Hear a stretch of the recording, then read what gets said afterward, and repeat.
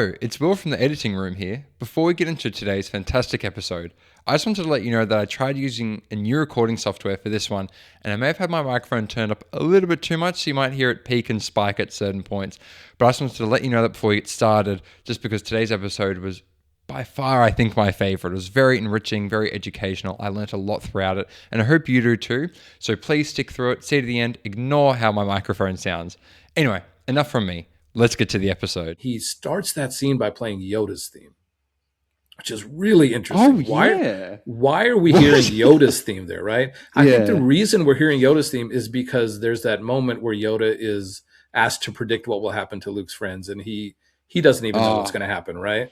But it connects back to the... Stop it. So... Oh, yeah, well, so it connects... I haven't seen Empire before. You haven't seen Empire, yeah. I have not seen Empire.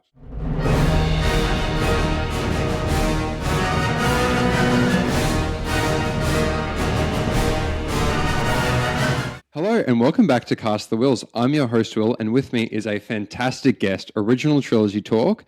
Now, if you somehow don't know who Original Trilogy Talk is, they are the best Star Wars video essayist I've ever watched, and I've spent a lot of time on YouTube watching Star Wars video essays. His video essays are very insightful, very unique and different perspectives on the original trilogy specifically, and I'm incredibly lucky and grateful to have you on today. So welcome, Original Trilogy Talk.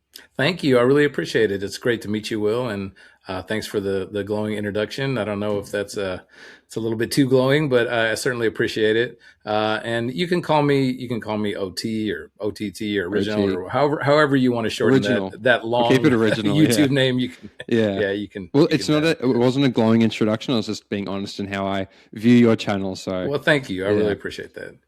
So what I like to do when I interview people, we have a quick rapid fire. So these are, I want your gut reaction. Don't think too hard about these questions. Just a few, just so people get to know you a little bit.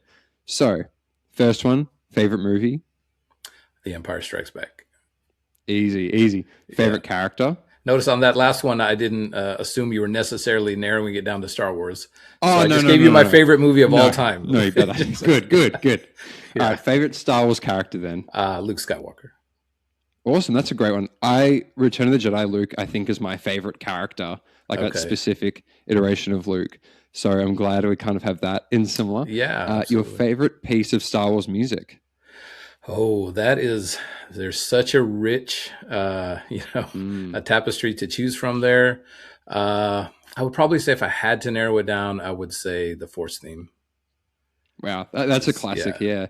Yeah. And especially the original trilogy, I think out of all Star Wars has that bedrock and, like you said, tapestry of music where all these themes were introduced and created. Yes. And they have a lot of, especially, I don't know how deep you've looked into John Williams's music, but he takes a lot from opera and other forms of storytelling and music to inform how he used music in Star Wars, which I always find interesting. And I think he really highlights that in the original trilogy of looking at Holst's The Planets or Dies Irae, all those themes. So that's what I really appreciate, especially about the original trilogy's music specifically. Yeah, and for sure. Our last question, what is, apart from doing Star Wars deep dives and video essays or looking at it, what's your other Star Wars niche? Do you paint Star Wars action figures? Do you collect posters? What's your thing? Sure, that's a great question. I think growing up, being a fan from the beginning, watching the first film when it came out, the Kenner Star Wars line of toys was, my brother and I's big point of collection, and he's still a big collector. I'm not so much anymore. I have a few artifacts. So maybe the thing I could say is lightsabers. I don't know if you can see over my shoulder here. There's a couple of lightsabers. Awesome. Specifically hilts. So I'm not so into the NeoPixel, lightsaber market. The hilts have more of a symbolic meaning for me and sort of a, philosophical reminder of certain truths. And so probably sort of hunted down these very authentic replicas. And so that's probably my other niche, I would say. What's your favorite hilt, either that you own or one that you don't own? Yeah, so it's a tie between the two you see behind me. I love, of course. Yeah. So I think aesthetically, Luke's or Anakin's, I guess, and Luke's original hilt in Star Wars and Empire, specifically the Empire Strikes Back variant, I think is my favorite. It's a little bit different than the one in the first film, or the prop at least. But so it's just so iconic, and just the aesthetically is so beautiful. But I think in terms of meaning, probably Luke's Hmm. Return of the Jedi hilt is Yeah. really, it really sort of symbolizes his growth and his becoming of his own kind of Jedi, which is I think really Yeah. what so much of Star Wars is about. So yeah, that hilt Mm. holds a lot of meaning for me.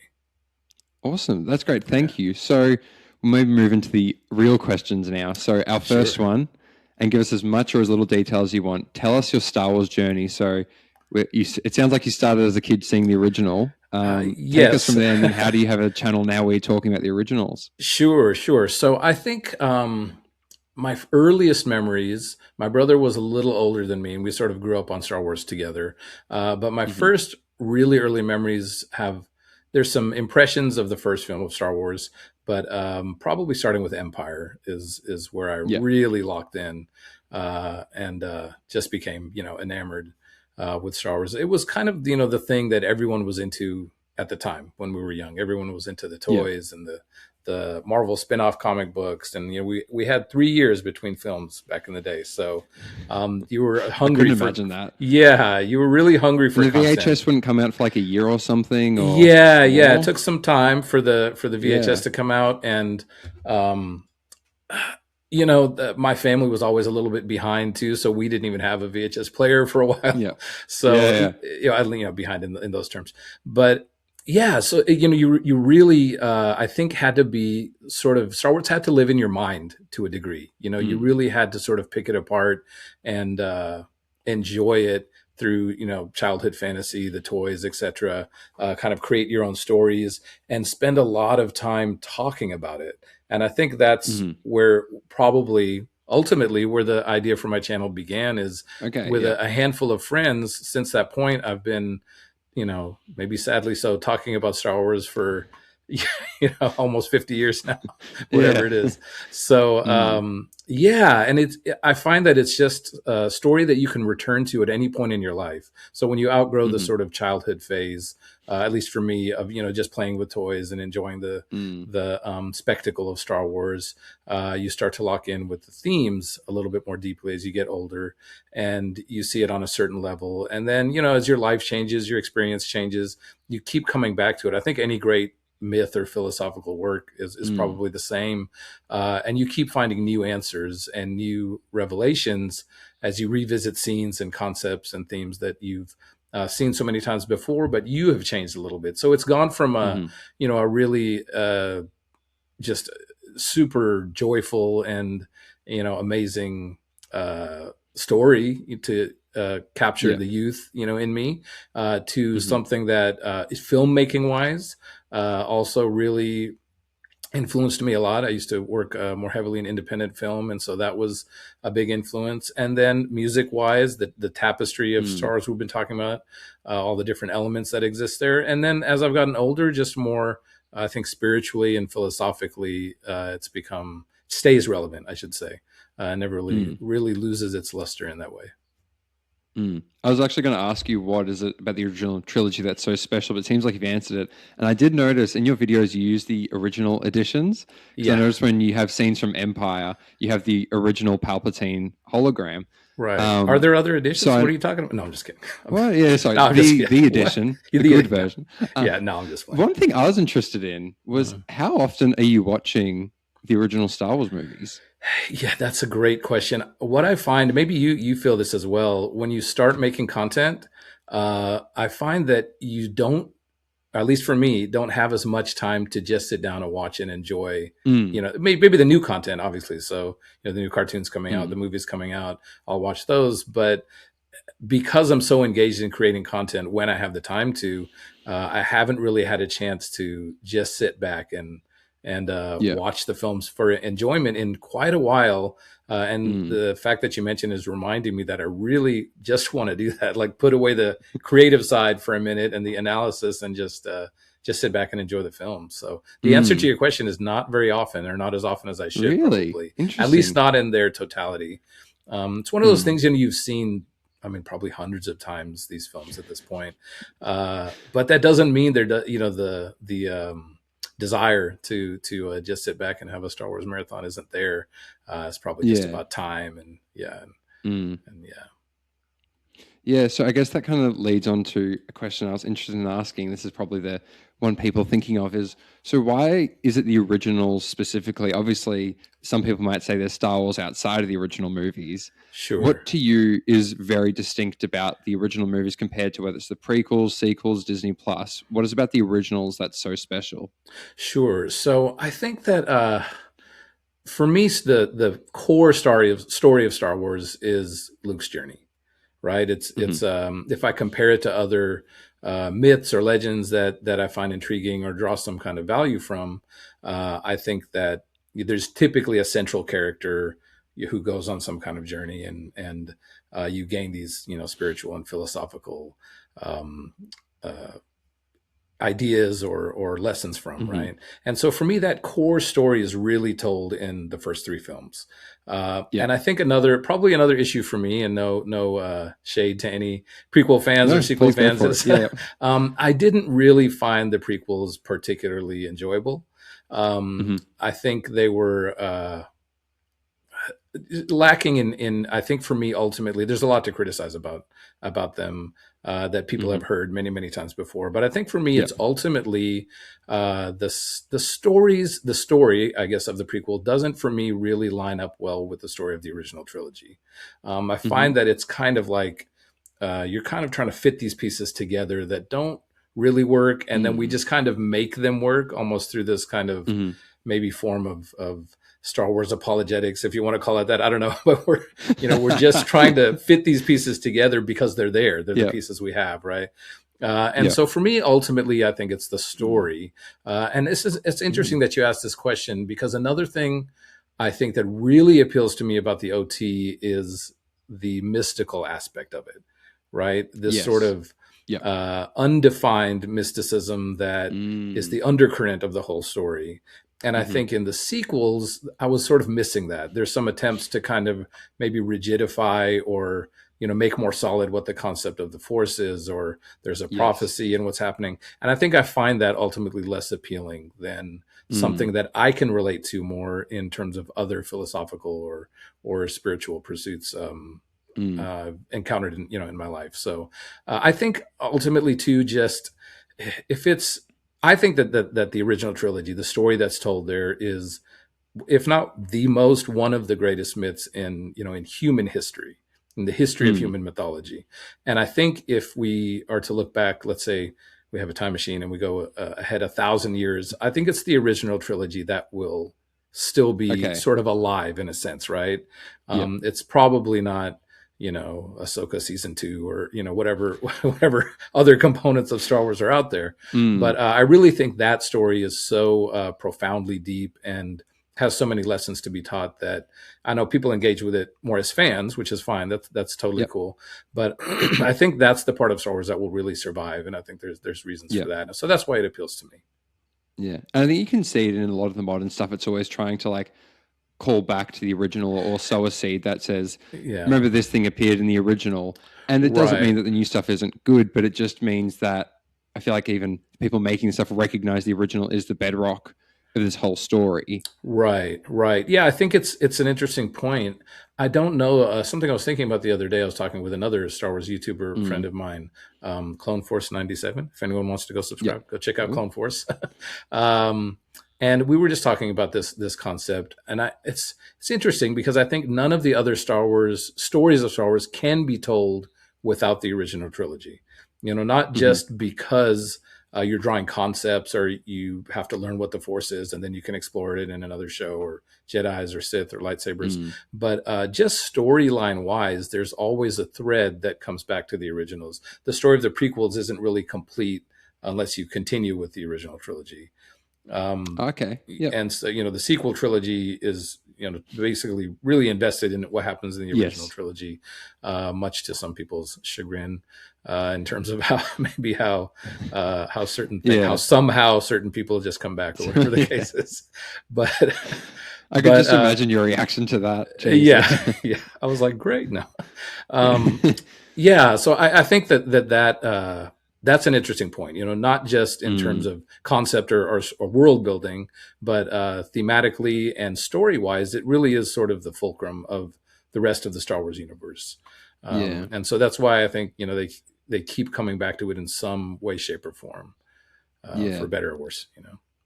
Something else I really agreed with that you said was the whole element of the mysticism of the world. Hmm. Something I say to a lot of people, if it's a new franchise that I watch, for example, Lord of the Rings or Yeah. a TV Love show, Lord of the I Rings. some Huge fan. yeah, I say Yeah. to them, I don't want to know everything. I kind of like Right. that we see this part of the story and the world existed before and it's going to exist after. We just know this bit. I don't need to know, Right. or because Star Wars is the thing where I know, oh, the guy with 12 death sentences in the system, he's some guy, whatever. Right. But I Right. like some franchises just going, this is the story I see. And I love that the story continues without me.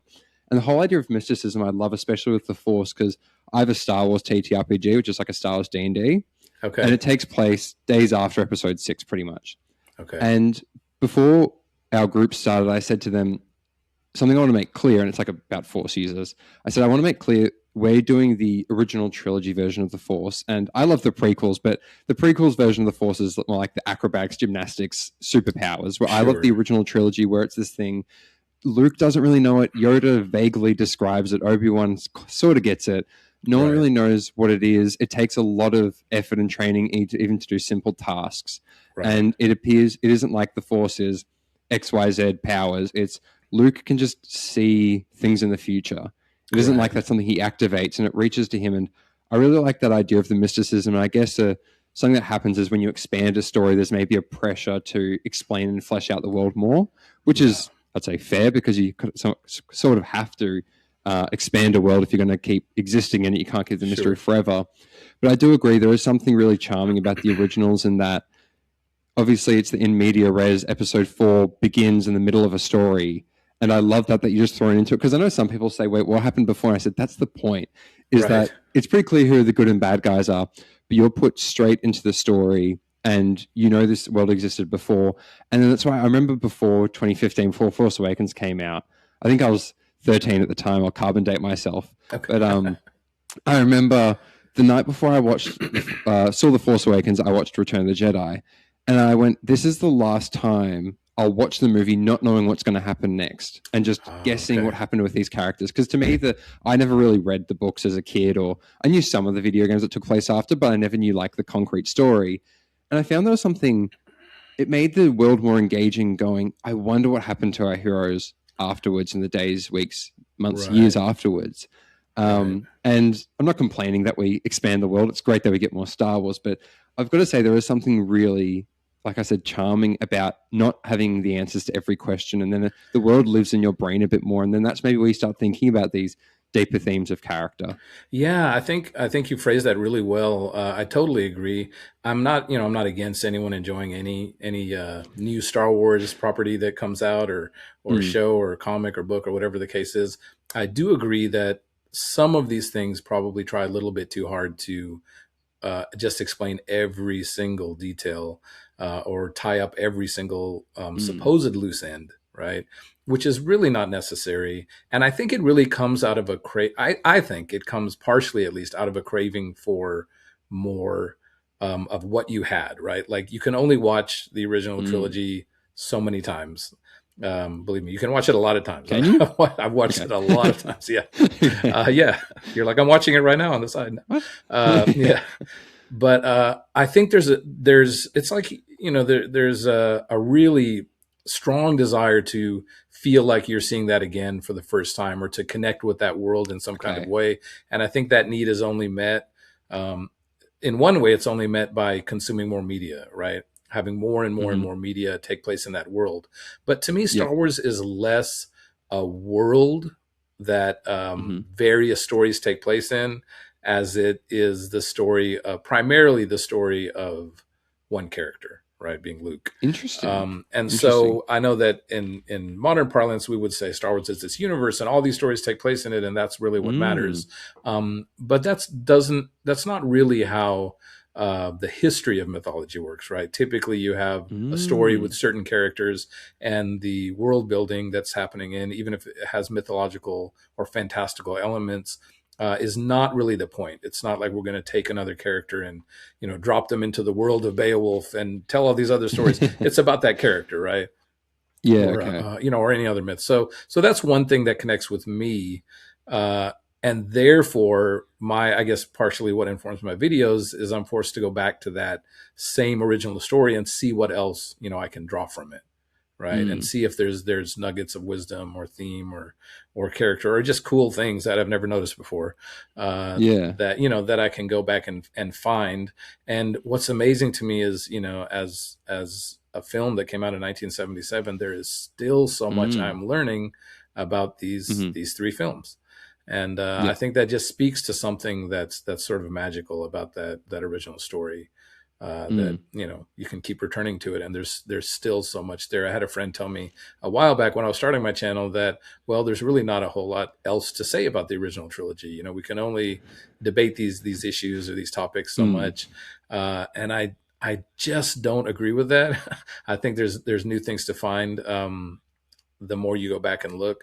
And I also think there's Mm. value. There's two ways to kind of engage with the OT. So one is to take all other media that's come out since and sort of read it back into that story Hmm. and allow that to be the story for you. So you get the prequels, and now you have more information Yeah. about Anakin and Obi-Wan, and then you can read that into Okay. moments or events that happen in the original trilogy. And I think that people often do that. They'll sort of take everything else in this Mm. nebulous world and read it back in, and now you're looking at the original trilogy through the lens of these other things, which is Oh, fine. I'm okay. not saying Yeah. that's a Yep. negative thing to do, right? You can certainly Yep. do that, and there's joy and fun in that. But I think there's also value in viewing the original trilogy. One of the reasons I try to use the original cuts is that Mm. there's value in engaging with it in its original form.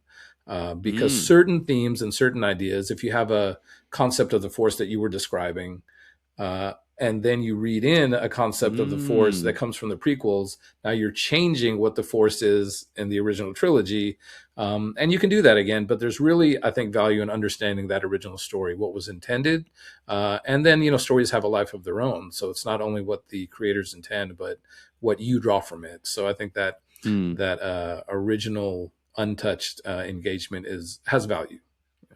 Mm. I never thought of viewing it because for me, when I grew up, it was always the six movies, and then Right? as Sure. I got older, it was the sequels and spin-offs and TV shows. But I think that's such a I never thought of viewing it that way. Of actually, I don't sound so basic, but viewing them as their own three discrete movies that, and like you said, the Force or Anakin and Obi-Wan aren't informed by other things you've seen. I Right. think that would be a Right. really special way of viewing it, and I think maybe it's difficult when you've been raised where It's Star Wars hard. is Sure. Of bigger. course. Yeah. Yeah. Yeah. Mm. Yeah. No doubt. And something I was interested in, you probably heard a lot about Andor coming Yeah. Of out, and course. everyone's saying it's great. It's the best thing since Empire. It's the best Star Wars ever. Absolutely. Do you Yeah. feel like it carries that thematic, emotional, that mythological richness that the originals do, if you've watched it or from what you understand of it? Yeah. Sure. No, I have watched it, both Mm. seasons, and I would say no. It doesn't strike me Mm. as a mythological story.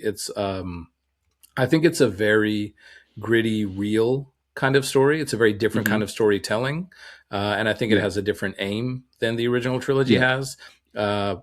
Personally, I have a hard time lining it up with the original trilogy. That doesn't mean that Okay. it doesn't have value for what it is. And Mm. I think a lot of people look at Andor and are able to tie it to maybe a more sort of real world that they can put their hands on and Mm. feel, and that maybe they experience or are experiencing in their real life or in the world, and in terms Mm. of politics and Definitely. how revolutions are formed, and oppression and social oppression, and these are all super valuable things, right? That the original Mm. trilogy also deals with, but I think Yeah. it's ultimately the OT is more concerned with sort of broader philosophical themes, where that conflict is kind of the backdrop of exploring Mm. this really internal journey that Luke is going on. And I think Andor is more of an external exploration, right? It's looking at the world in a very gritty, very real way. I think you could probably have a show like Andor and not even put the word Star Wars on it, and it would probably wouldn't have as wide of an appeal, Yeah. because we're familiar with the Empire, and we're familiar Mm-hmm. with the visual elements, and that's part of what's drawing us to that story. But those same themes and ideas, I think, could be explored maybe not even in a space or outer space setting or science fictional setting. It could be explored any number of ways. And so again, I'm not against Andor in any way, or fans enjoying Andor, but for me, it doesn't quite line up with the style of storytelling in the original trilogy. Yeah. What is that style of storytelling In Andor or in the in the original trilogy? In the original trilogy, yeah. I mean, again, I think the original trilogy is very much a myth, and maybe I think that it's important probably to understand what do we mean by myth, right? What exactly is a myth? And we can refer to myths in human history. They're typically ancient stories. There are some modern myths. I would consider Lord of the Rings a very valuable and fantastically crafted modern mythology. But I think that myth is concerned typically with inner lessons and journeys and growth of a character that a society or an individual can apply to their everyday life, right? Yeah. And I think that's really what myth is dealing with, sort of broader philosophical and spiritual concepts and ideas, and maybe a set of morals to a degree. What's moral, what's not, kind of larger questions of humanity and existence. And I think the style of storytelling in Andor is, let me make something that's sort of allegorical or reflects something happening in human society, maybe historically or in contemporary society, and use the vehicle of Star Wars to explore that. So it's I think it has a different aim and just a different style. Interesting. Yeah. Yeah. Really interesting. Yeah. And so just to further that a little bit, I have a hard time lining up characters, let's say like Luthen, right? With the characters we meet on Yavin base, let's say the leaders or the pilots. There's this real sense of camaraderie, and that this group of rebels really has each other's backs, right? And you even get that in the Death Star battle at the end and during the trench run. You don't have a lot of exposure to these pilots, but there's so much connectivity and harmony between them that's accomplished in a little 20-minute scene, I guess it is, something like that. But I think in Andor you have characters like Luthen. You have these very ruthless kind of revolutionaries.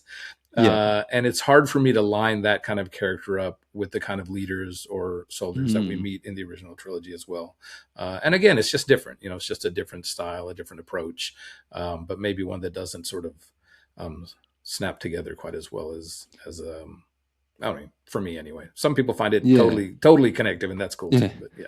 I remembered in one of your videos you discussed Leaders of the Rebellion, and you talked about Mon Mothma specifically. And so do you feel like the Mon Mothma we see in Andor marries up to the one we see in Return of the Jedi? I mean, I guess it could. There's so unfortunately little of her in Return of the Jedi.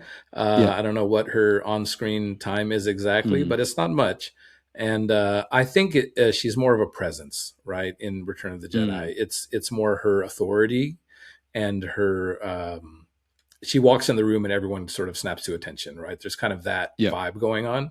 And the Mon Mothma we're seeing, I guess, in Andor is in her early stage of struggle and forming the rebellion, kind of navigating the morality of what she's willing to do and not willing to do. And so I feel like we sort of get the front end of this character and then the tail end. But maybe we don't see what turns her into the character that when she walks into the room, Lando, Han, Leia, everybody just is like, oh, she's here. Everybody pay attention. So in that sense, maybe there's a portion. I'm sure it's somewhere in a book or series of books. It's all explained, and but at least in the cinematic media, there's not quite a connective story there. But interesting. What do you think about the Mon Mothma? Being a prequel fan, what do you think about the version of her in Andor versus the little bits of her we get in the prequels? So the one in the prequels, she was only in deleted scenes from memory. Okay. And is it all deleted scenes she's in? She's not. Yes, unfortunately. Okay. Yeah. So Genevieve O'Reilly, she played her in Revenge of the Sith and Andor. Right. And also in Rogue One, she appeared briefly as just like a car keys. Here's a cameo for you. Sure. But from the one in the deleted scenes in the episode in Revenge of the Sith, she's with Padme forming the rebellion with Bail Organa. So it's meant to show that Padme, Bail, and Mon Mothma birth the rebellion effectively. Okay. Which I find interesting because I kind of like that the rebellion was formed during the Empire rather than at the inception of the Empire. Like it was almost people had been subjugated for 10 years and then they chose to stand up rather than from day one it was the politicians organizing a formal rebellion. Right. But the Right. one we see in the prequels, similarly to Return of the Jedi, it's a very short scene where I think she's pretty much just agreeing with Padme's proposition to put together a rebellion. Okay. So it's hard to once again say, the Mon Mothma we see in Revenge of the Sith, I guess, correlates with the one in Andor, but we don't get Right. enough to really, I think, say definitively. If it does, okay, Mm, yeah, yeah. I think one thing I do credit Andor for, or that I'm pleased with, is that, mm, excuse me, is that it's mm. a form of Star Wars that helps people engage with the real world in some way. Yep. And so, I think from our initial text exchanges, one of the things I'm interested in is how we can draw from Star Wars and have that Mm, impact our lives and our our actual engagement in the world around us in some way. And certainly Andor has done that. I mean, it's gotten people very interested in what's happening in the world and how they can be yep. part of that, or how they can be part of solving problems. Definitely. And I think that part of it is fantastic. So I'll Mm, definitely give it credit for that. yeah. So talking about your videos now, something I've seen other commenters saying, something I've definitely thought is the brilliant All two of insights the you other provide. commentators, right? No, I'm just Hey, kidding. I've seen them. Not after So this some, video, right? This is going to yeah, blow it's gonna blow original up. trilogy talk up. Okay, You have 10,000 comments. that's it. So some of the ones that really stuck out to me, which I think I know everything about Star Wars, and then I watch your video and I go, okay, I clearly know nothing, or I just know my part of Star Wars.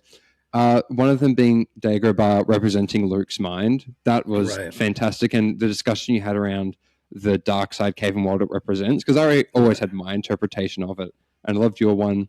Another one was Palpatine not just being the Emperor, but he's more the devil on Vader's shoulder. He's the right, representation of the dark. Like I always knew Palpatine was meant to represent the dark side, but not the dark side for Darth Vader specifically.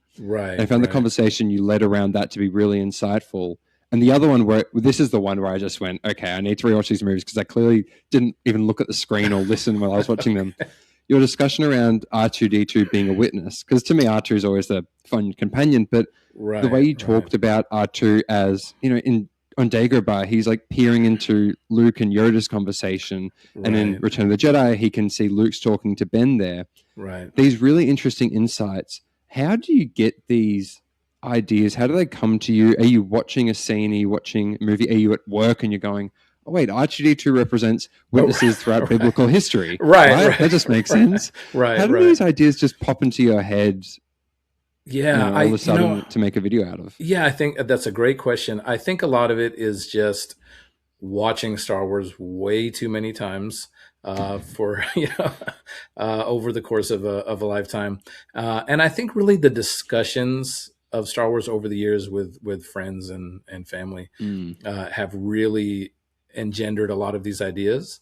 okay. Probably again because there was such a dearth of material for us to engage with. We back in the day, you just had to talk about it, and what is this, what is that, and Mm, if it maintained an interest to you as your sort of media literacy and ability to analyze art and literature grew. If Star Wars stayed with you through that, then naturally you kind of took that approach towards Star Wars. yeah. And so I think a lot of the germs of these ideas have been floating around for a lot of years. But then to your point, yes, sometimes you're just at work or you're at the grocery store and you're looking for a overly priced bag of organic apples and you're like, wait a second, the Emperor represents Vader's mind. What the and so yeah, so I think that also probably my approach to Star Wars, at least now, it's always changing, but for now, Yeah. I think Star Wars is almost entirely symbolic. It's Hmm. it's a character driven story, but there's so much symbolism going on, uh, and I think probably study of external philosophy and spirituality of various cultures and various times in history also Yeah. informs taking those readings and ideas and practices and reading them back into the original trilogy and saying, okay, Mm, we can flesh out Palpatine and make him a character and figure out who his family was, and he was born on Naboo, and he has a granddaughter, and all of these Mm. things that we can do, that's in terms of characterization. But again, if I Yeah. look at him just within the framework of the original trilogy, Mm. of course he's a character, on a surface level, but there's so much psychology going on with Vader.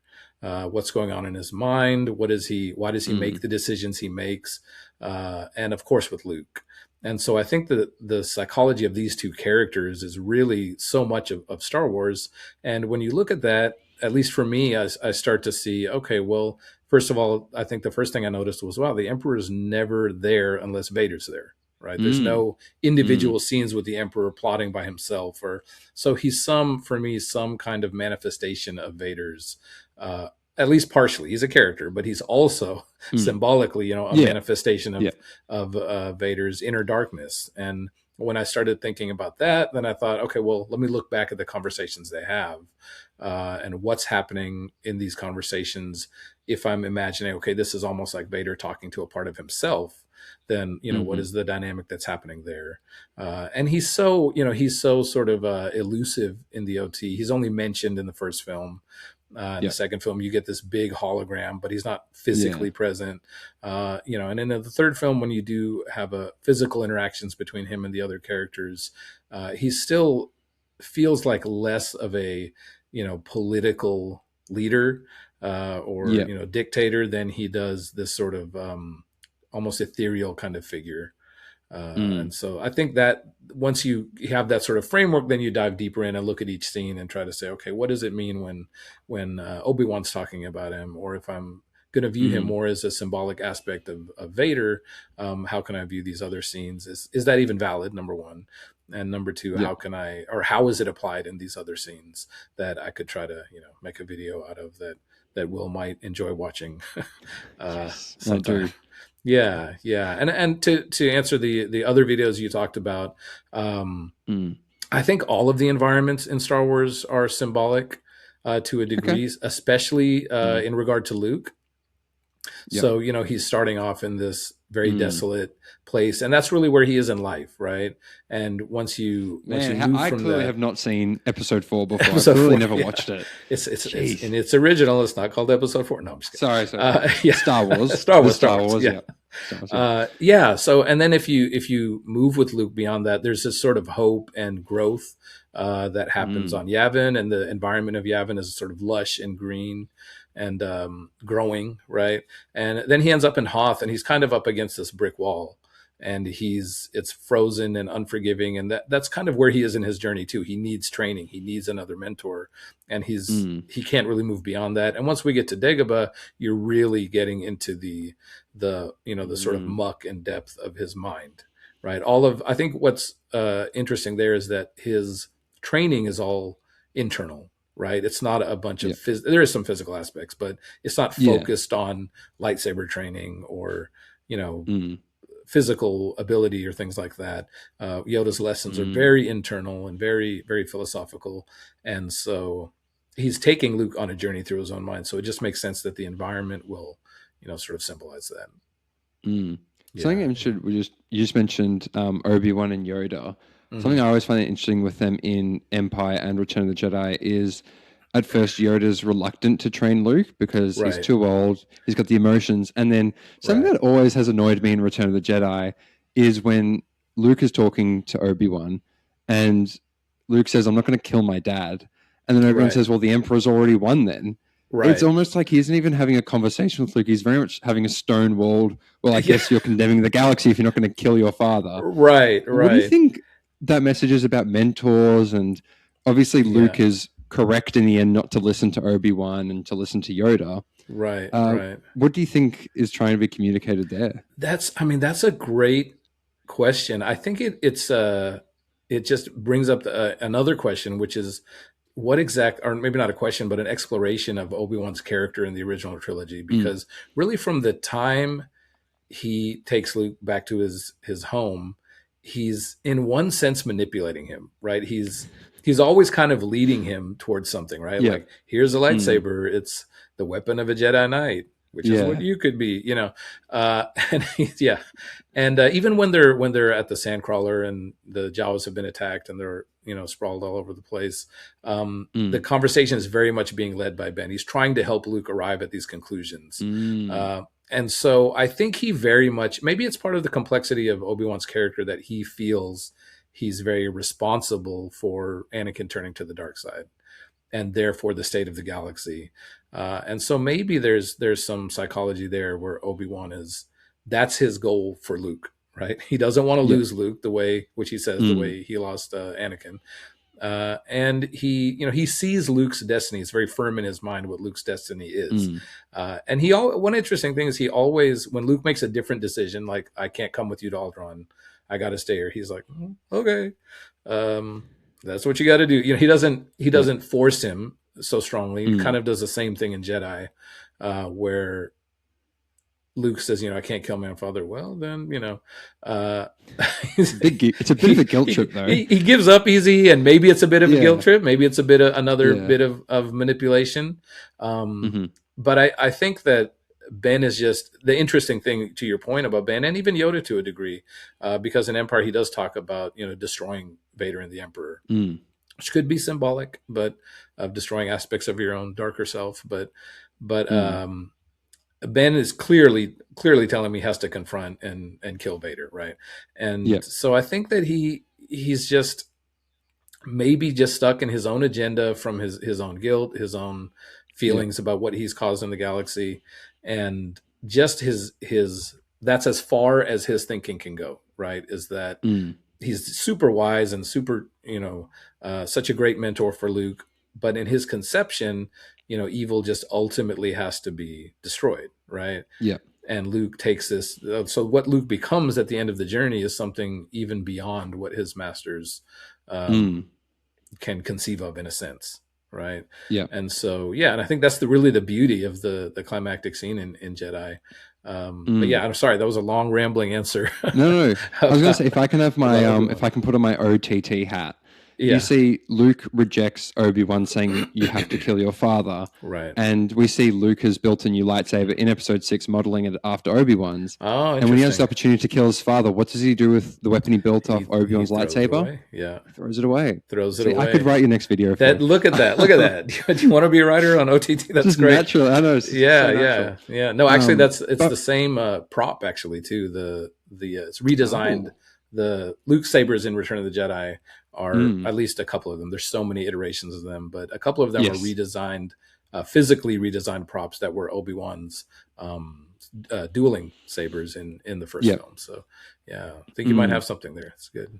There you go, maybe. Yeah, And yeah. something else he said was how Luke he goes beyond his masters. And I'm sure you have a lot of thoughts on Last Jedi, but that is something Yoda says is that's the true burden of all masters is the students are what grow beyond Right, them. right. And so maybe that some of that text is extracted, but I Yeah, think that is another theme of even, I'm not really a stage of my life where I'm mentoring a lot of people, but even where I am helping people out, sometimes they do grow beyond even your station. yes, And that is yes, something you need to realize as a mentor is, that's the best means you've taught the best lesson if they're going beyond you, not yes, just yes. stunted at where you ended. So maybe that's Yeah. another lesson we're learning Yeah, through the no, OT. absolutely, absolutely. I think that's another, for sure. That's a strong theme Mm. in the original trilogy. Strong theme of Luke, and I think it's ultimately speaks to this core component of Luke's character, which is these things all sort of blend together at the end of the day. But Luke's compassion, for better or worse, is always his driver, Hmm. right? So Yes. it's dangerous for me to go back home where the stormtroopers are, burning my family alive, but I'm going to go, right? Yeah. Excuse me. And Mm. it's always his compassion that's driving him. We have to go save Leia. We have to go. He's always going, right? Not thinking, to Yoda's point, so much, but he's always driven Interesting. by his Yep. compassion. And I Yep. think really that's his great strength. And I would say even in The Empire Strikes Back, he's proven to be right in a sense. His masters want him to stay and finish his training, but his Mm. compassion drives him on another path. And the confrontation he has with Vader, of course, he gets his butt kicked pretty good, but there's also a change in Vader because of that encounter, right?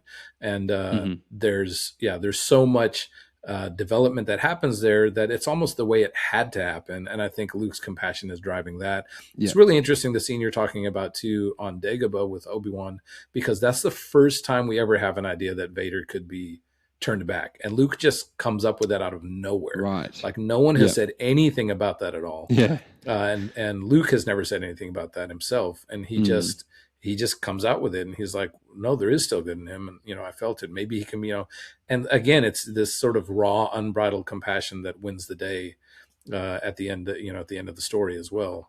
And so I think that component of Luke is really what Star Wars is about. It's about this sort of radical compassion, or love, if you want to call it that. And I think love in a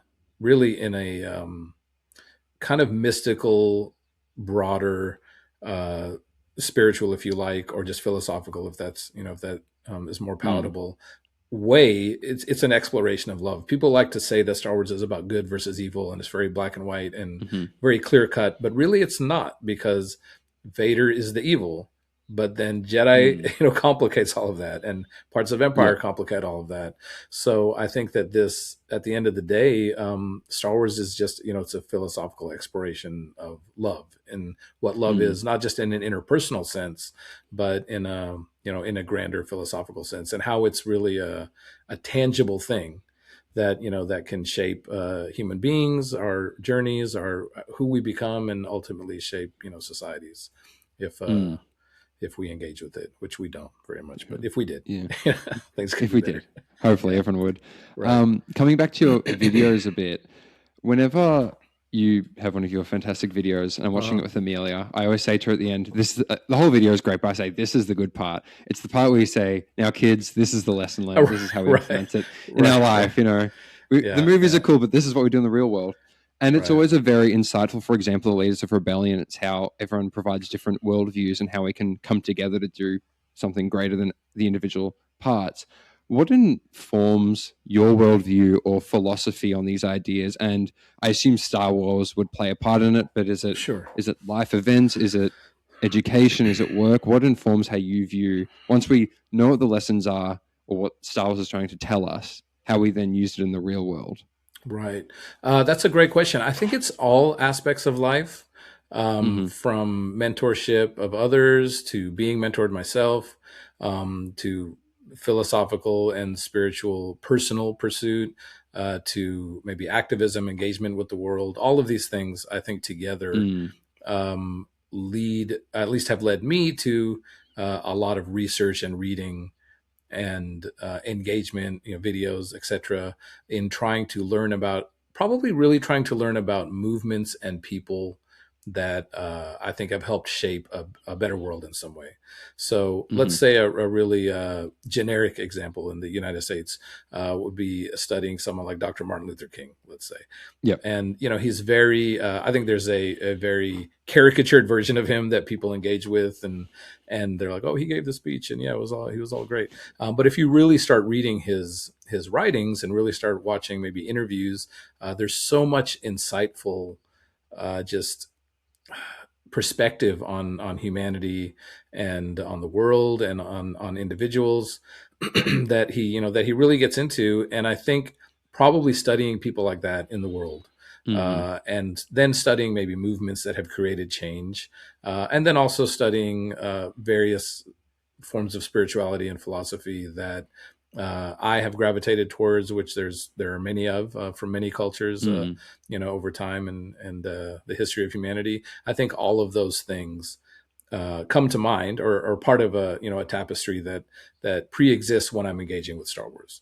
So not that I want to read things into Star Wars that aren't there, but I think Star Wars very naturally, because of the strength of the myth and the depth of the storytelling, resonates with a lot of these other things. And so I can really look at those leaders and just find that, man, this is just really positive, the way these leaders behave. They all have a different sort of method or technique or style, but they're always, there's no leader in Star Wars who's kind of just a jerk. It's just like, you soldiers get out there and go fight the AT-ATs or whatever. That's just not how it is, right? They're always on some positive, yeah, some kind of Mm, compassionate, positive vibe, and maybe that's a great credit to George and his, his view of hmm leadership. That I'm going to have these characters in very minor, small scenes, but when I do, they're going to carry a certain amount of gravity and weight that comes to mm. them. I think I sort of sidestepped your question. Your question was more about the Please. lessons at the end of the videos,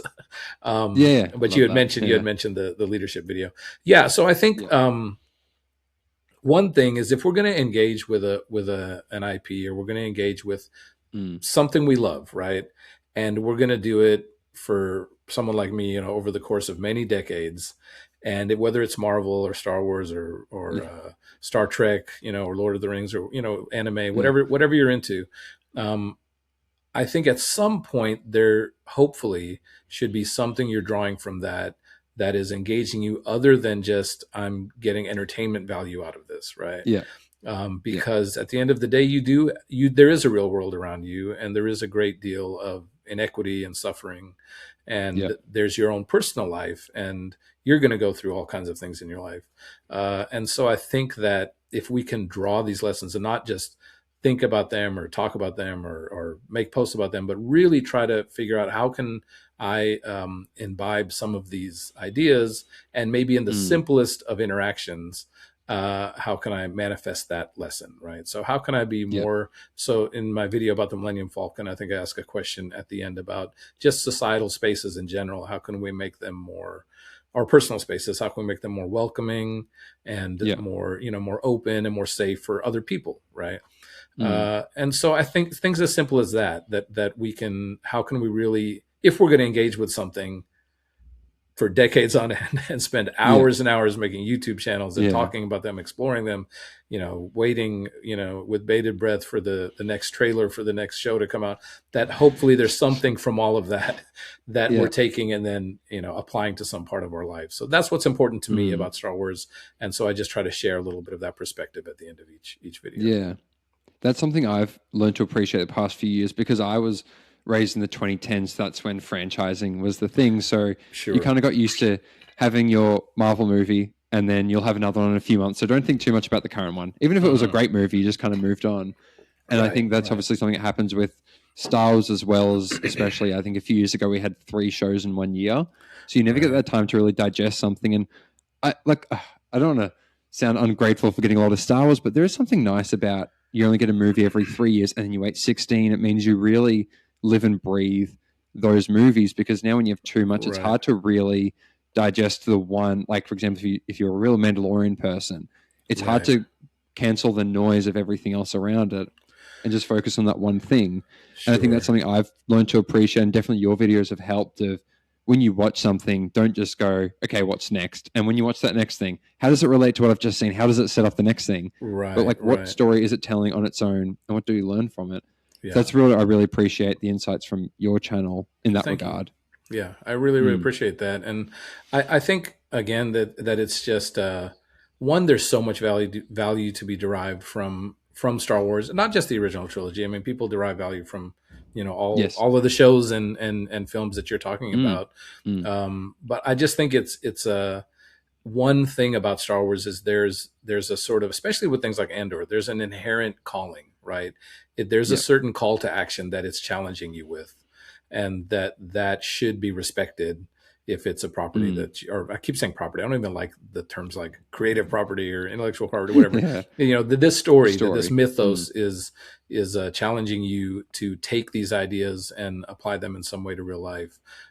mm. We're going to engage with it so much, then that's something we should try to figure out. And not that the conclusions that I reach about these ideas are the conclusions, right? They're just the ones No, that no, it's like any art. yeah, Yeah. that I sort of find valuable, and that's why I'm also try to invite questions and discussion, Mm, because maybe someone's like, oh, no, I don't see it that way at all. I see it this other way, and that's also very valuable to to explore and see what other perspectives we can draw from other people. I think it's something the Star Wars fandom is not particularly good at, mm. sort of tolerating and listening to other people's opinions. What? What do you mean by Yeah, that? what are you talking about? No, they all love each What? other. Let's talk about Uh, Last Jedi right now. right. Let's do. Let's. Yeah. Should I? Yeah. I think that that discourse, unfortunately, the main thing that's lost there is these real life lessons that we can put into Yeah. action in our everyday lives, and not just in the world Mm. around us and other people, but really our own journeys can be so Yeah. informed. Something as simple as how we interpersonally deal with people at work, or within our family life, whatever the case is. How do we Yeah. get through a difficult situation with a really toxic boss? Yeah. How to handle a boss who's like Vader. What do you do? And so Not much. yeah, not much. Yeah, don't mess up, right? Yeah. but but yeah, I think that that's really the value that's there. So Mm. just talking about the cool stuff in it is, for me at least, not enough. Yeah. Yeah. And for me, my big part of Star Wars that I love is the music. It means a lot to me. I grew Oh, up playing absolutely. music, and I listen. It's not embarrassing, but that's what I listen to when I'm driving is Star Wars music. And I noticed in obviously one of your videos, the focus is on music, specifically Yeah. in Star Wars, the Star Yeah. Wars. Yeah. When Ben dies, Leia themes plays, Right. and you have a really great discussion around that. What role do you think music plays, maybe in storytelling generally, but specifically in these movies? What is John Williams trying to tell us? Does he contradict maybe what the story's telling us? Does it give us insights Right. into the characters that the dialogue can't deliver? Right. Yeah, I would say, and for example, in the video you mentioned about R2D2, where I'm Yep. focusing on him being a witness to Luke's journey, Yes. right? I think in that video I mentioned something that George Lucas has said, where he didn't use the word witness, but he used the word narrator, which I find Yep. a little, maybe not quite the right word for me. But I would say that John Williams' music is the narrator of Star Wars. Mm-hmm. Like Mm. it's sort of a subconscious narrator, because we're not listening to it in the forefront of every scene. Some scenes where there's no Mm. dialogue, we are. Other Yes. scenes, sometimes it really takes over. Sometimes it's more subtle and in the background, but it's absolutely narrating the story for us. And Mm. I think it's, the story does not work without his score. I don't Definitely. think another composer, another set of music, it's as important, as even more important probably than, let's say, the casting. Like, we can't imagine the characters Yeah. in the original trilogy being cast any other way. Yeah. We look at the tryouts and all the old footage, and we're like, oh my gosh, if they'd picked that Yeah. person, it would be totally different. I think that Yeah. John Williams' score is even more important than that. It's Mm. it's really narrating the film for us from the opening, the opening fanfare in the first film, Oh, definitely. Yeah. and that's what people connect with. But really, the tone is set when we do the pan down, right? And there's Mm. these little flourishes of, not even they're not even really motifs. They're just these little Mm. flourishes of instruments, creating a mood. And he does that in all three films, and it's a different mood in each film. And I think his music is just, it's really, I don't know, I would just call it spiritual. I never stop listening to Star Wars music. It's Good. just as likely when I hop in the car that I'm going to put on, my favorite band, as I'm going to, put on some Star Wars music. Yeah. Yeah. And I think he's so clever and so in tune with what's happening on screen, when he, in the sense of how he uses the music, Mm. right? So he creates these motifs and writes, probably, as the movie's being made, and he's not sure exactly what it's going to look like yet. Yeah. But when they're actually doing the scoring, the part where they fit the music to the scene, Mm. um, it's just, he knows exactly when there shouldn't be music. He knows Mm. when and how to use a recurring motif like the Force theme, let's say, Mm-hmm. uh, for different purposes at different times. Yes. Yet it's always the Force theme, right? Mm-hmm. And so sorry, this could be a whole other podcast episode if you want. Go for it. But his music is so good. I'll just point out some things maybe in The Empire Strikes Back, which I think is Please. the best score. Already, when you have Star Wars, there's the main theme, there's Princess Leia's theme, there's the Force theme, Mm-hmm. there's some unique pieces like Ben's death and the TIE fighter attack is a piece you Yeah. don't hear anywhere else. And there's, some music that is associated with the Jawas and parts of the trench run. And then I don't know how he did this, but in The Empire Strikes Back, he took those, most of those themes Yeah. and incorporated them and created this whole new tapestry of, I would say that the primary themes in Empire are the Imperial March, the love Definitely. theme, Yep. Yoda's theme, Yes. and the Force theme, it comes back. And these are the core pieces of music that drive that film. But if you go back and watch Empire, every single scene has a motif or a musical cue that is unique to that scene. And so what I mean by that is a scene as small as, let's say, Han returning to Hoth base. There's a little cue Mm. that happens there where he's coming back into the little front Mm. entrance in the hangar that you never hear again in the film. And it's Mm. only for that moment. And then there's things like the asteroid field chase, right, which Oh, yeah. has its own music that you again never Mm. hear anywhere else in Star Wars, at least in the Yeah. original trilogy.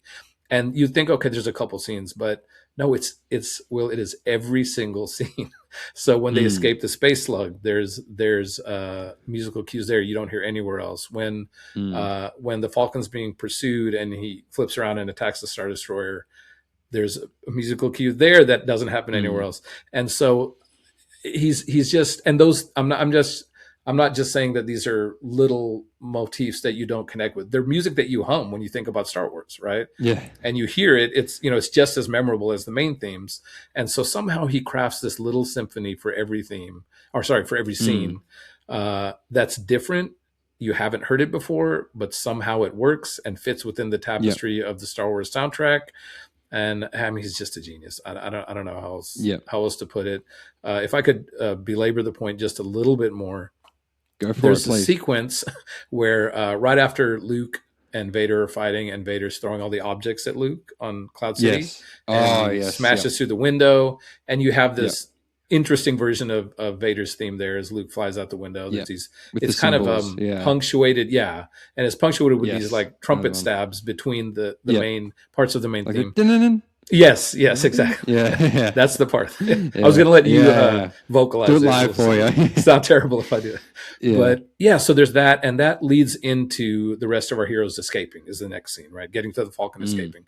And he does this thing at the beginning of that scene where Lando, Leia, Chewie, and R2 and 3PO are running through the halls of Cloud City, and he starts that scene by playing Yoda's theme, which is really interesting. Why are we hearing Yoda's theme there, right? I think the reason we're hearing Yoda's theme is because there's that moment where Yoda is asked to predict what will happen to Luke's friends, and he doesn't even know what's going to happen, right? But it connects back to the... Stop it. So... So I haven't seen Empire before. You haven't seen Empire. Yeah. I have not seen Empire. It really connects back to that conversation that Luke and Yoda have, that Yoda can't predict their future, and by playing his theme, we, the audience, now don't know what's going to happen. We don't. Their outcome is truly in the balance, because Yoda doesn't know if they live or die. We don't know if they live or die. And then he segues into the Cloud City fanfare, or Lando's theme, let's call it, when he's on the intercom talking to the citizens of Cloud City. And then he segues back into the love theme as they're getting closer to their exit. And that's interesting because that's really Han and Leia's theme. But Han is noticeably absent in this grand escape, right? And then he does this amazing thing that I won't try to hum for you, but there's really no droid theme, right? There's no theme that R2 and 3PO have, but there's a moment where R2 and 3PO are talking to each other, and R2 he discovers that the hyperdrive is deactivated on the Millennium Falcon. And 3PO says, "We're not worried about the hyperdrive on the Falcon. It's fixed. Like, just open the door." And R2 does this moment there too, where he shakes his head. Like, he's like, "No, it's not." Like, he does this little thing. But when they have that conversation, all of the strings stop, and there's just this punctuated brass fanfare. It's so beautiful. If you go back and listen to it, I wouldn't ask you to pull it up because YouTube will probably pull your video down if you played 2 seconds of it. But it's incredible. It's like, where did that come from? And within this 3-minute chase, we have 3 themes, all representing 3 different things, and then this droid moment, and then he rounds it out back with the love theme as they escape, and then we're to the climax with Luke and Vader. So it's a long way of saying, there's no Star Wars without John Williams. Oh, definitely. There's just not. And something I noticed, especially Return of the Jedi, having the Emperor's theme as vocals. And it's the only time we have vocals in the original trilogy. And if I dare to bring up other movies, the only time we hear vocals in the prequels is when it usually is revolved around the dark side. Yes. So it's interesting using specific parts of an orchestra to show ideas. And then I love the music in the sequels. It's just sometimes what you were mentioning, that every theme is new and it's used very purposely. I felt maybe in the newer movies we lost that. Like we hear the Death Star trench run, we hear the Force theme over and over again, and I think it's during the Battle of Crate we hear the Return of the Jedi Death Star trench run, and you're kind of going, this doesn't feel relevant to that scene in Return of the Jedi. Like, I listen to him like, oh, this.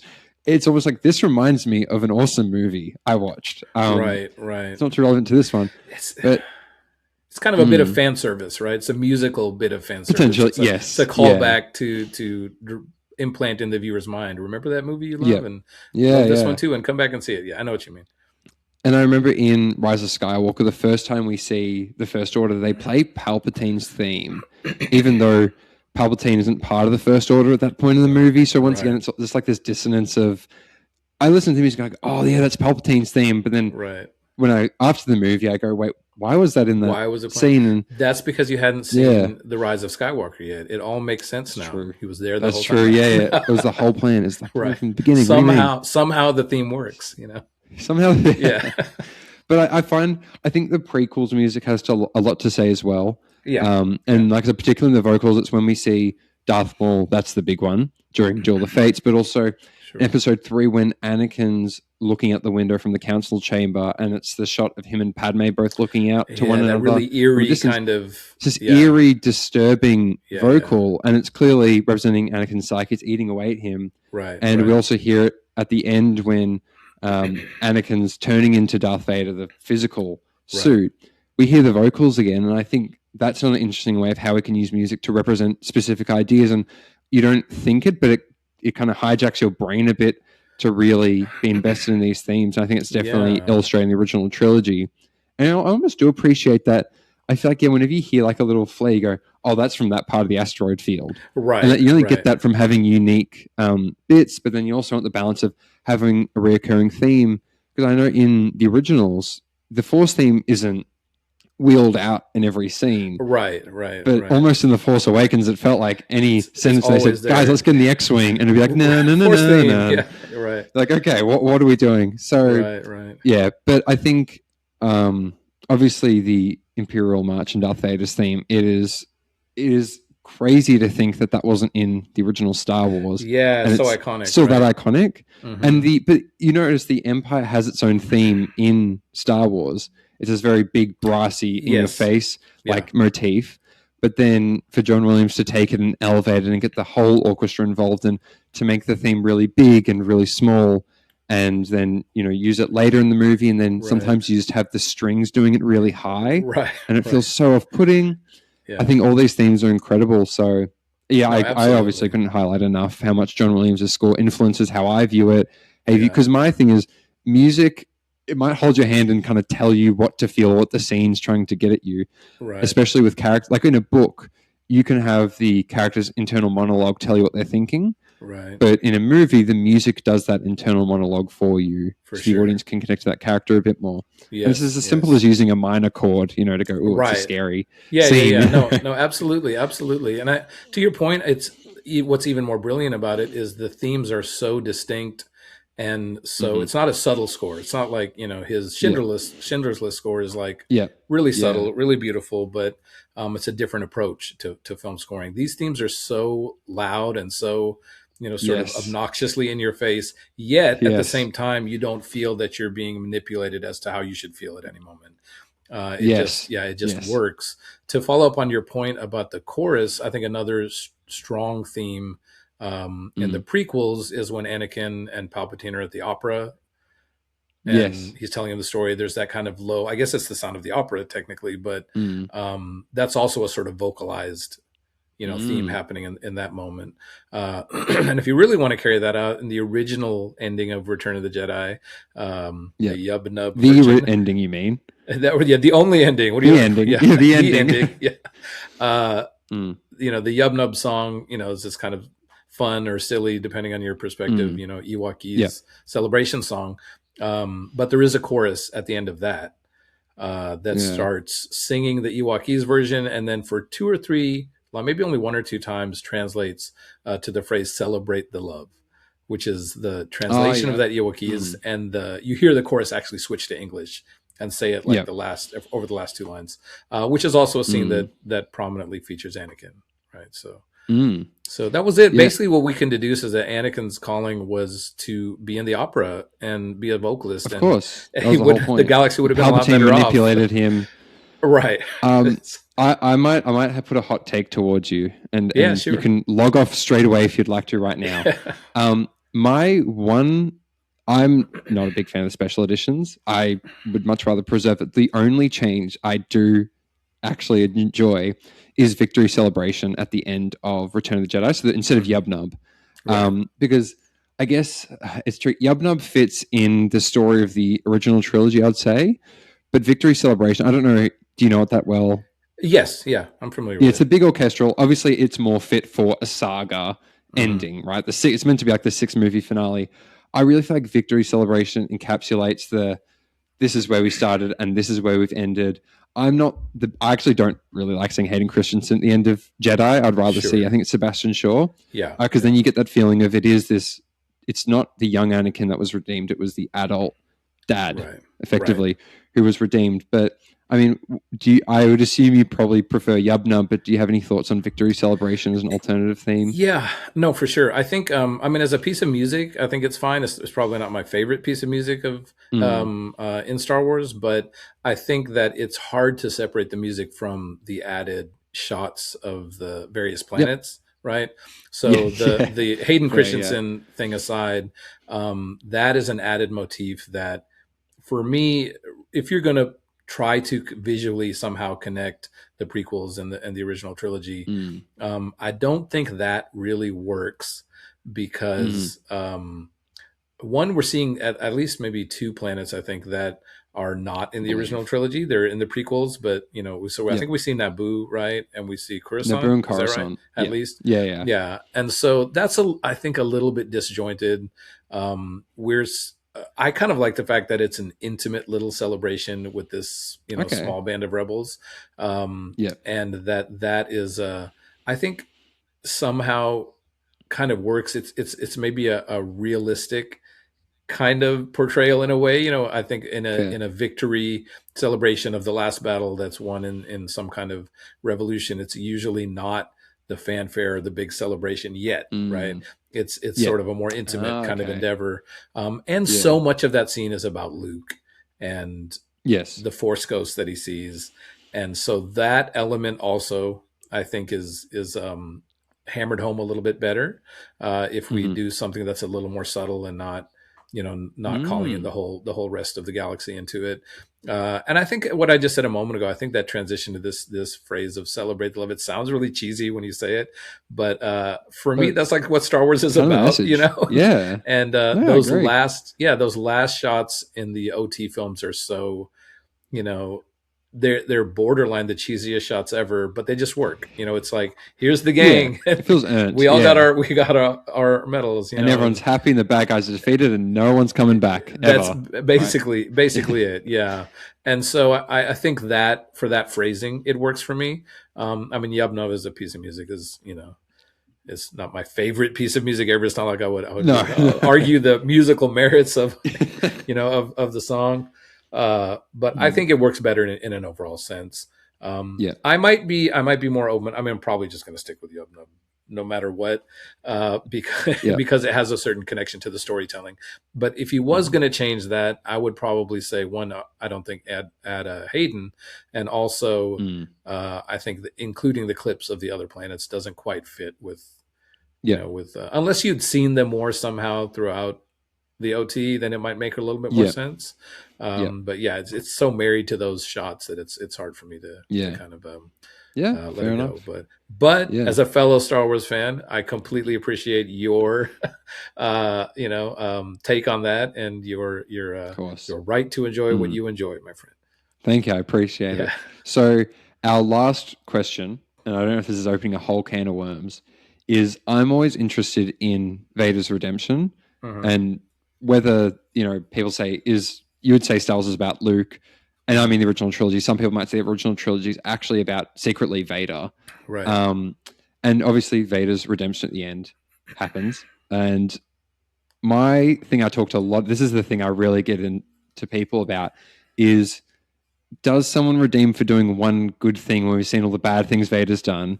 Mhm. And assuming he has redeemed, so there's a two-part question. Is Vader really redeemed?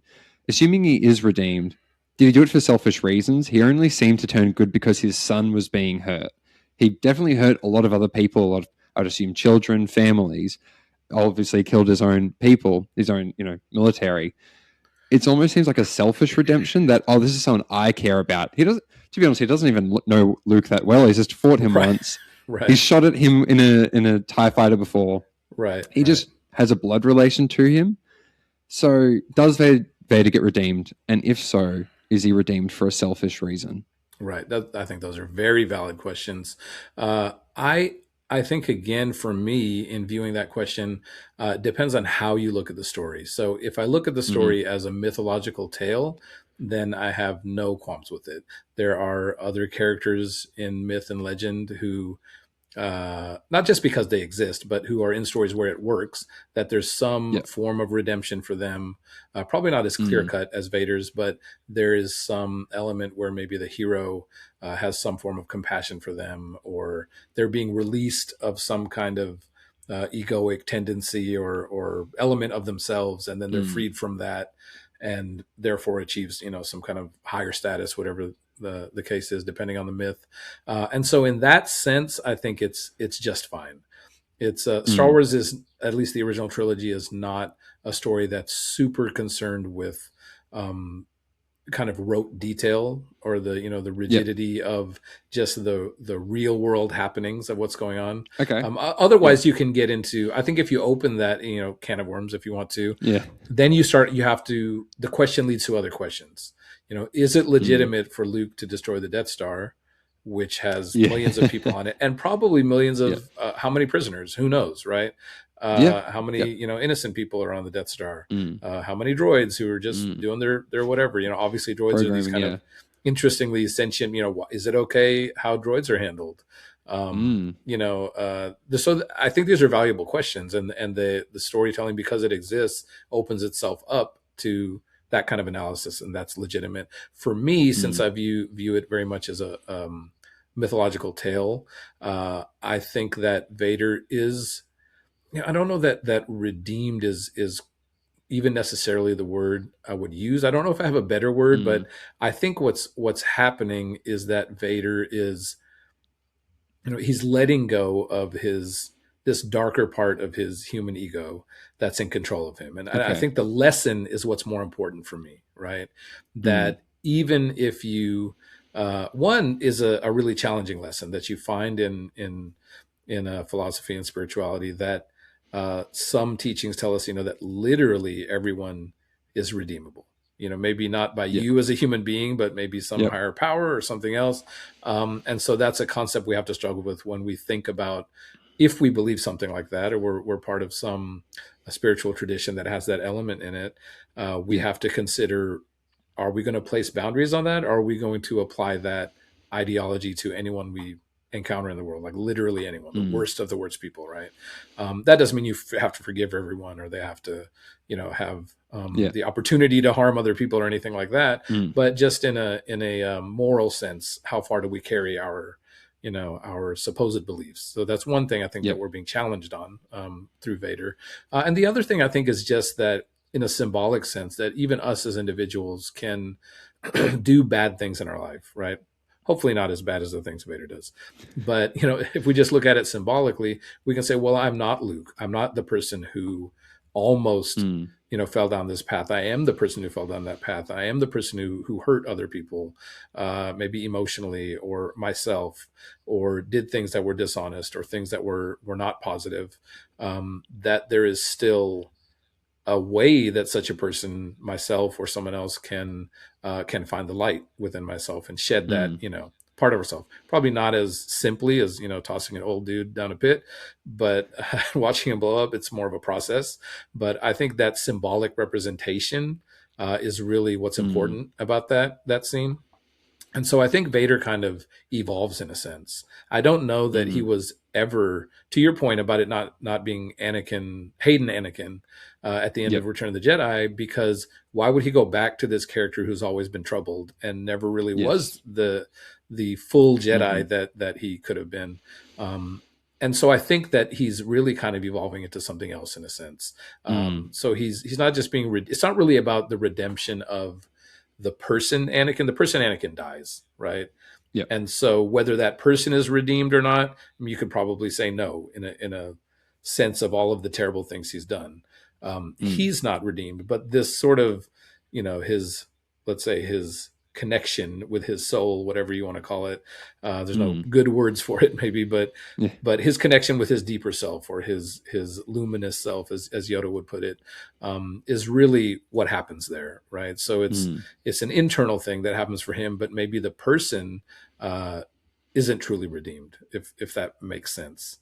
Yep. Uh, yeah, it's a like everything in Star Wars. The more you analyze, you're like, oh wait, there's two things that are true at the same time. They seem to Yeah. contradict, but they work, and that's That's what's great philosophy. about it. So yeah, Mm. yeah. So was he redeemed? I would say yes, in that sense, that spiritual Mm-hmm. sense.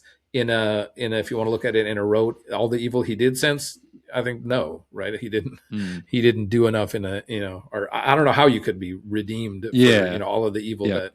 that he's done. Then the second part of your question was he redeemed? Was the redemption selfish? Was Because it he only selfish? saved Luke because it was his son, and he didn't even know his son that Yeah, yeah, well. yeah, yeah. I think it is selfish in a way, in a good way, Mm-hmm. because it's not just about saving Luke; it's also about saving himself, right? And Yep. this is maybe a little bit heady and philosophical, but I think Get into anytime it. Mm. anybody sheds their negativities or their Yeah. darker parts, that is just good for the fabric of the universe in general, right? Yep. So if you fight those internal battles the way Anakin ultimately does, there is Mm-hmm. benefit to that goes beyond interactions or interpersonal, Mm. kind of dynamics. And I think that's kind of what we're seeing there, and that's what's challenging about it. Then we have to start looking at Mm. it through this philosophical lens, which that's why there's people who study philosophy their whole life, Yeah. and they're like, oh wait, I still don't understand that concept exactly. And I think that's kind of what's happening with Anakin there. So Mm. yeah, sorry, I Interesting. hope that answers your No, no, question. no, Kind I of, love that. That was it's awesome. That's yeah, yeah, awesome. it's selfish, but I think in a good way, In a good internally. way. Yeah. Yeah, yeah, Well, I think I've spoken to some friends, and it's almost any redemption is selfish because you want to make your right, world better and other people's world better. So right, it's hard to use the term selfish because it almost seems like any version of redemption would involve a sense of putting yourself first because you want your life to be better, whatever that right, means. right, right. Mm. Yeah, no, for sure, for sure. And it being Mm. Luke, I mean, I don't think that's necessarily bad either, because if we want to compare this to real life, let's say there's somebody, maybe Yeah. people like this who I certainly have family members or friends, or friends' parents or whatever, who maybe their whole life have thought a certain way about something, Yep. maybe a negative thing, maybe they have a bias towards a group of people, or Mm. whatever the case is. Maybe they're just flat out really really hateful people in some kind of way. And I think that if that kind of person typically doesn't change, I don't know if you've experienced this before, but they don't really change through the million Facebook exchanges you have with them, or trying to prove your point to them, or Yes. trying to show them Mm. data, or no, look, actually it's this, it's not the stereotype you think, Mm. it's actually here's Mm. the reality. They change because they have an interpersonal connection with somebody Mm. that they know. It becomes real to them, it becomes palatable to them, and that change is positive if it happens. And I think that's what happens with Vader. Vader is never going to change by looking at the nameless people in the universe, and you coming Yes. up to him and trying to convince him, hey, it's really wrong, to kill your Yeah. own your own generals. Yeah. But that, I think that represents what happens in the real world, that it's someone Interesting. you care about and love. When it's happening to them, then you maybe second guess what you've always thought or how you've always Mm. been. So Interesting. yeah, So, would you like to leave the people watching us with a message? Is it a particular message about Star Wars? Is it a way to view art in generally? yeah. Anything you want to impart with people? I think subscribe to Cast of the Wills. It's the next big Thank you. thing We're getting out to that at there. the end. We're getting to that at the end. Yeah, you're getting to that at the end. Not Yeah, yet, not yet. do that. No, I think really what my main aim is for people to, in a Star Wars sense, is to Yep. engage with the original trilogy, but challenge yourself to connect with it and watch it first if you can. I know it's difficult. Try to watch it in its original form. I'm very hopeful that when Lucasfilm releases the original cut of Star Wars next year, that will follow suit for Empire and Jedi, and that then these versions will be available through streaming and physical media, so that people can make their choice about what they want to watch. And I would say, challenge yourself to watch the original trilogy, engage with it, but in and of itself, because there is value in that. Beyond reading everything else you love about Star Wars into it. Do both. If you love everything else that came after, and the prequels and the sequels and books, novels, shows, etc., and that enriches your appreciation of it, do that, but also engage with it just in the framework of what it is, what that period, from release dates from 1977 to 1983, a story was told. Try to engage with that and see what value you can draw from it, because there is value there that is changed by reading other things into it. And there are lessons and themes there that become modified. So try to connect with those original themes and ideas and see how those things can maybe be applied, at least in small ways, to your everyday life. And yeah, that's what I would say. Enjoy Star Wars. Yeah, be nice to your other Star Wars fans. Yeah, definitely. That's like the bedrock of the whole conversation. I think that's something really important. I think what I've taken really away from this conversation is to try to view the originals as they were. I think obviously if you're a fan that's grown up with the big franchise, sometimes it's actually a bit of a challenge to remember, when you see Obi-Wan for the first time, there isn't 3 movies and a TV show that sets him up before we meet him as the old hermit. He's just like the weird kind of guy that we meet. So I think that's the lesson I'm really going to carry from this conversation is when viewing Star Wars or any media, whether it's, Lord of the Rings, try to watch Lord of the Rings without thinking about, I remember in The Hobbit when Legolas appeared or something. So, try to, what was the story they were trying to tell when they weren't aware there was going to be any follow-up or exploration of what they've been talking about. Yeah, absolutely. So, OTT, now that we're original, sorry, because we're like that now. If someone has somehow gotten this far into the video and for whatever reason they've not subscribed or followed you, where can they do that? So you can go to YouTube and subscribe to the channel Original Trilogy Talk. That's probably the best way to engage with media I create. I also, from there, you can check out that I do have the end card on my videos. You can see the socials that I'm on, and they're all a little different. I don't remember them all right now, but I'm also on Instagram, Threads, and Twitter, and I'm not great in engagement on those platforms, just in given time and energy.